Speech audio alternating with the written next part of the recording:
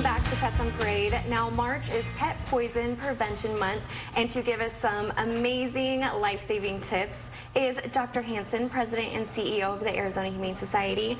Thank you so much for joining us today. Thanks for having me, Kelsey. Of course. Now, you are the perfect person to talk about this, especially pet poison prevention, because you actually have a really big role in toxicology and in the ASPCA as well. Can you tell us a little bit about that? Yeah, so I'm a certified veterinary toxicologist, and I was the director of the ASPCA's Animal Poison Control Center for many years. And what I would love is for our viewers to download the ASPCA's app. And what the app does is it has a lot of information on, in more detail, of things that we're going to talk about today. And it also allows people, if they think their pet's been exposed to something, to look up that particular substance in the app to see whether it's actually a problem. Definitely, and that's super handy because you just have that information at the touch of your fingers, and it's just all loaded onto your phone. Yep. I love that. Absolutely amazing tips. Now, you know, we do always talk about some items that are sick, that will make your pet sick. Can you touch on some of those main items that are especially dangerous to our pets? Yeah, so some of the most important items to pay attention to, the first category involves human medications. So that can be prescription drugs or over-the-counter drugs. One thing that's important to remember that a dog, even a dog as small as this dog, can open any child-proof container by chewing it apart in just a short matter of time. So human drugs are important. The second involves food products. So we've got foods to avoid. Pets should not consume raisins and grapes, especially dogs. It's very unusual. It's very specific to dogs.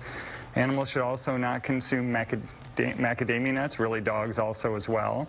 Chocolate, large doses of chocolate can be a problem, especially baking chocolate and dark chocolate. Those are all three items that we want to avoid. The fourth one I like to mention is xylitol, which is a sweetener. It's a sweetener substitute that can be used when baking, or it's commonly found in chewing gum. And that can be very hazardous to dogs as well. It drops their blood sugar and can affect their liver. And if you like to feed your pets peanut butter, it's definitely something to look out in there as well that it's not in there. So there's just some great tips. Yeah. And now there's something too that has kind of had a rise, especially at the ASPCA, the number of calls. It's medical marijuana. And you know, even though it might help, you know, people and some of the diseases that they have, it could have a negative effect on our pets. It definitely can, and marijuana has always been something that dogs have gotten into. They seem to be attracted to it, but now with more and more marijuana and marijuana products that are available legally across the country, the increase in exposure has become dramatic. So dogs are very sensitive to marijuana, and what will happen is a dog will become comatose and become sedated and unable to get up for a long time, but they will survive with proper care.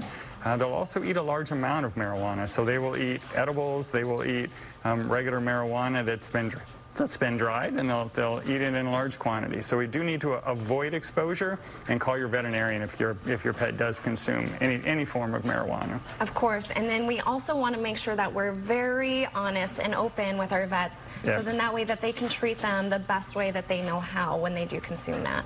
Yes. Now, another best practice is to just try to prevent our pets from getting into these poisons in the first place. What are some great tips on how to do that? So the most important thing that you can do is poison-proof your home. And you want to look at your home through the eyes of a toddler that can open absolutely anything. So what that means is that pill vials that we mentioned earlier should always be stored in a cabinet above the counter. Child-proof lids, again, are not going to stop a dog, so do not consider that to be safe. Pill minders, the 7-day wells that can have multiple medications in them, can be disastrous for a dog, especially if you have a visitor that comes to the home. Maybe it's a grandparent that's on several different types of medications. They may set that on a nightstand. And we all know that cats can be curious, and cats will knock those on the floor and dogs will chew them up. So making sure that medications are properly stored. Cleaning products, especially disinfectants, need to be stored also above the counter or with child-proof locks on the doors. Don't forget the garage. You want to be real cautious around insecticides, gasoline, kerosene, turpentine, and especially antifreeze, all above the counter in a cabinet. Oh my gosh, yeah, and we definitely can't tell you how many cases we see, especially of antifreeze at the Arizona Humane Society. Those are absolutely amazing tips, Dr. Hansen. Thank you so much for all that you do for our pets and for informing our viewers out there about pet poison prevention. Thank you, Kelsey. Awesome. Now, you guys, if you have any more questions about what to look out for, download that ASPCA app like Dr. Hansen mentioned, or you can visit azhumane.org today. And make sure to stay tuned because we're going to introduce you to this absolutely adorable cutie who was saved and fostered by someone near and dear to the Arizona Humane Society.